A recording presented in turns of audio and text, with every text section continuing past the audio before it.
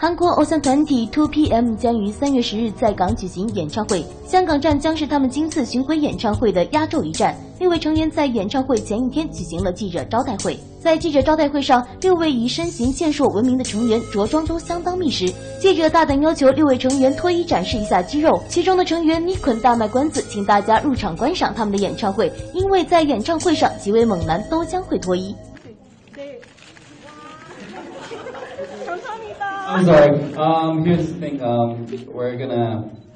Tomorrow the show is gonna be all full out, and we are going to be taking off parts of our clothes for the fans. So if you come tomorrow, you definitely see. 以唱歌为主的 2PM 被问到会否想到香港拍电影，他们表示要看工作时间的安排，跟校园要看大家的热情了。如果喜欢他们来，他们当然会来。Of course, I think we all grew up watching Hong Kong action movies and stuff like that, and of course we all want to be in some type of action movie, especially in Hong Kong as well. And if we have time ever, we'll be here. If you guys want us, we'll be here.